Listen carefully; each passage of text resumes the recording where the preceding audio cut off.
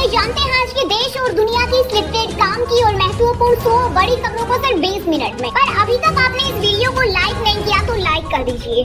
बिहार में हार के बाद कांग्रेस अध्यक्ष मल्लिकार्जुन खड़गे के आवास पर हुई बैठक में राहुल गांधी भी मौजूद रहे। कांग्रेस का कहना है कि चुनाव में गड़बड़ी हुई है और पार्टी ने 2 हफ्तों के भीतर सबूत पेश करने की बात कही है।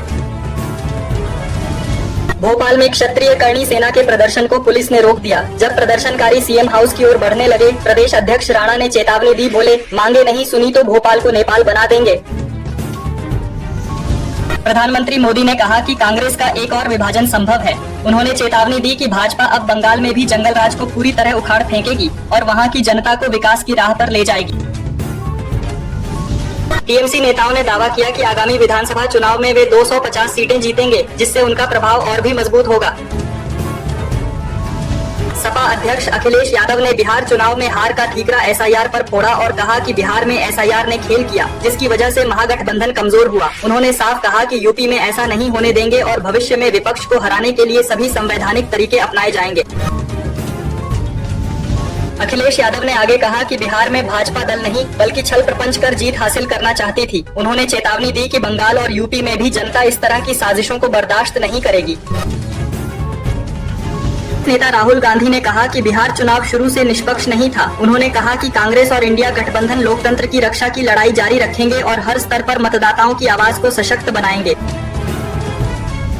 असम के मुख्यमंत्री हिमंत बिस्वा शर्मा ने राहुल गांधी का मजाक उड़ाते हुए कहा कि वे भाजपा के सबसे बड़े स्टार प्रचारक बन गए हैं और उनके हर बयान से भाजपा को ही फायदा पहुंच रहा है। बिहार की जीत का जश्न दिल्ली में भी मनाया गया। प्रधानमंत्री मोदी ने गमछा हिलाकर कार्यकर्ताओं का उत्साह बढ़ाया और सभी को यह संदेश दिया कि भाजपा की शक्ति अब हर जगह दिखाई दे रही है। राघोपुर सीट में तेजस्वी यादव ने जीत हासिल की। खेसारी लाल यादव का जादू वहां काम नहीं आया और बिहार का जनादेश इस बार एकतरफा रहा, जिससे विपक्षी दलों के हाथ खाली रहे। केंद्रीय गृह मंत्री अमित शाह ने कहा कि दिल्ली घटना में शामिल दोषियों को कड़ी सजा मिलेगी। उन्होंने स्पष्ट किया कि यह संदेश पूरी दुनिया को जाएगा कि भारत में किसी को भी कानून तोड़ने की अनुमति नहीं है। अमित शाह ने और कहा कि दोषियों को ऐसी कड़ी सजा दी जाएगी कि भविष्य में कोई भी ऐसा हमला करने की सोच भी नहीं पाए। कानून व्यवस्था में किसी भी तरह की ढील नहीं बरती जाएगी। संजय सिंह ने रोजगार 2 पदयात्रा शुरू की। यह पदयात्रा बीकापुर से अयोध्या होकर सुल्तानपुर और फिर प्रयागराज तक जाएगी। उन्होंने कहा कि युवाओं को रोजगार दिलाने के लिए हर संभव प्रयास किया जाएगा। उत्तर प्रदेश में पेपर लीक और भ्रष्टाचार के मामले सामने आए। आम आदमी पार्टी के नेता संजय सिंह ने योगी सरकार पर निशाना साधते हुए कहा कि प्रशासन ने व्यवस्था को गंभीर रूप से प्रभावित किया है। केंद्रीय मंत्री धर्मेंद्र प्रधान ने दावा किया है कि भाजपा अगले विधानसभा चुनावों में पश्चिम बंगाल में सत्ता में आएगी। ममता बनर्जी ने साफ कहा है कि टीएमसी चुनाव अकेले लड़ेगी, कांग्रेस या अन्य पार्टियों के साथ गठबंधन नहीं करेगी।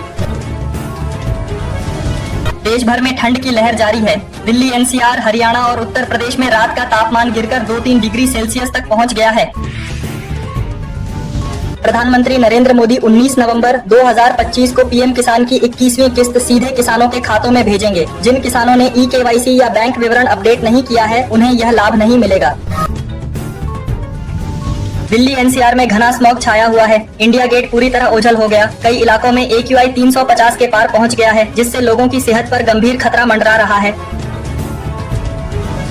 इंडोनेशिया में लैंडस्लाइड से 2 लोगों की मौत हुई। दर्जनों लोग लापता हैं। राहत और बचाव का काम जारी है। स्थानीय प्रशासन और सेना लगातार बचाव अभियान चला रही है। अमेरिका ने ताइवान को $330 मिलियन का सैन्य सौदा मंजूर कर दिया है। ये पहली बार है जब ट्रंप के कार्यकाल में इस तरह की डील हुई है।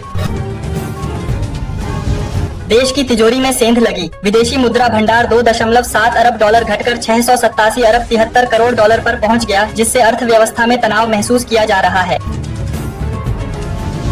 वर्ल्ड चैंपियन बनने के बाद रेणुका और शेफाली माता वैष्णो देवी मंदिर पहुंची। उन्होंने मां से आशीर्वाद लिया और अपनी जीत का श्रेय मां को दिया, जिससे खेल प्रेमियों में उत्साह बढ़ गया। चांदी एक दिन में 3,363 रुपए सस्ती हुई। सोना 1,760 रुपए गिरकर 1,25,000 रुपए पर आ गया। इस साल सोना 48,000 और चांदी 73,000 रुपए महंगी हुई, जिससे निवेशकों में चिंता बढ़ गई है। अनिल अंबानी ईडी के सामने पेश नहीं हुए। उन्होंने वर्चुअल माध्यम से पेश होने की इच्छा जताई, लेकिन प्रवर्तन निदेशालय ने अपील ठुकराकर उन्हें दोबारा समन भेजा, जिससे मामला और गरमाया है। बंगाल में एक बुजुर्ग का शव मिला। टीएमसी ने कहा कि एसआईआर का डर लोगों की जान ले रहा है। इस साल कुल 11 मौतों की घटनाएं सामने आई हैं, जिससे सुरक्षा की स्थिति गंभीर बनी हुई है। बिहार नतीजों पर सांसद संजय सिंह ने गंभीर आरोप लगाए और कहा कि चुनाव हाईजैक हो चुका है। उन्होंने कहा कि जनता का भरोसा भंग किया गया और लोकतंत्र की मूल भावना पर चोट लगी है। तेज प्रताप यादव चुनाव हार गए, जबकि उनकी साली करिश्मा राय ने जीत दर्ज की। तेजस्वी यादव ने ऐश्वर्या की बड़ी दीदी को टिकट दिया था, लेकिन यह रणनीति चुनाव में पूरी तरह काम नहीं आई। तेजस्वी यादव ने आरोप लगाया कि भाजपा के इशारे पर चुनाव आयोग पूरा खेल चला रहा है और जहां जहां महागठबंधन बढ़त बना रही है, वहां की वेबसाइट को अपडेट तक नहीं किया जा रहा है, जिससे चुनावी प्रक्रिया पर गंभीर सवाल खड़े हो रहे हैं। लालू प्रसाद यादव की बेटी रोहिणी आचार्य ने कहा कि वह राजनीति छोड़ रही हैं और अपने परिवार से भी दूरी बनाने का फैसला कर रही हैं, जिसके बाद पूरे राजनीतिक गलियारे में नई चर्चाएं शुरू हो गईं। गुजरात में प्रधानमंत्री नरेंद्र मोदी ने कांग्रेस पर आदिवासी समाज की अनदेखी करने का आरोप लगाया और कहा कि कांग्रेस ने आदिवासियों के योगदान को दशकों तक भुला दिया, जबकि केंद्र सरकार लगातार उनके हितों के लिए काम कर रही है। झारखंड के कोडरमा में एक स्कूल बस पलटने से 31 छात्राएं घायल हुईं। हादसे के बाद मौके पर अफरा तफरी मच गई और प्रशासन ने तुरंत सभी बच्चियों को अस्पताल पहुंचाया। जनसुराज की ओर से आरोप लगाया गया कि एनडीए सरकार ने लगभग 40,000 करोड़ रुपए खर्च कर जनता के ही वोट खरीदने की कोशिश की, जिस पर राजनीतिक बहस और तेज हो गई है। जयपुर में युवा बड़ी संख्या में जुटे, जहां श्री श्री रविशंकर ने नशा मुक्त और संवेदनशील समाज बनाने का संदेश दिया और युवाओं से सकारात्मक ऊर्जा के साथ आगे बढ़ने की अपील की। बिहार में एनडीए की जीत के बाद बाड़मेर में भाजपा कार्यकर्ताओं ने आतिशबाजी कर और मिठाई बांटकर अपनी खुशी जाहिर की और इसे विकास की जीत बताया। झारखंड का 25वां स्थापना दिवस आज मनाया जा रहा है। मोरहाबादी में भव्य कार्यक्रम आयोजित है और बिरसा मुंडा समाधि स्थल पर मुख्यमंत्री और राज्यपाल ने पुष्प अर्पित कर श्रद्धांजलि दी। पहाड़ों पर बर्फबारी और उत्तरी हवा चलने से झारखंड के 9 जिलों में मिनिमम तापमान 10 डिग्री से नीचे पहुंच गया है। हालांकि 16 तारीख के बाद मौसम में कुछ राहत मिलने की संभावना जताई जा रही है। प्रधानमंत्री नरेंद्र मोदी गमछा लहराते हुए भाजपा मुख्यालय पहुंचे, मखाने की माला पहनी और कहा कि बिहार के लोगों ने इस बार चुनाव में सचमुच गर्दा उड़ा दिया है। नेपाल के प्रधानमंत्री पुष्प कमल कार्की ने सभी राज्यों के मुख्यमंत्रियों से मुलाकात की और 5 मार्च के आम चुनाव की तैयारियों पर चर्चा की। राहुल गांधी के खिलाफ लंबित याचिका पर सुनवाई 21 नवंबर को होगी। इस याचिका में उन पर भगवान श्री राम को काल्पनिक बताने का आरोप लगाया गया है।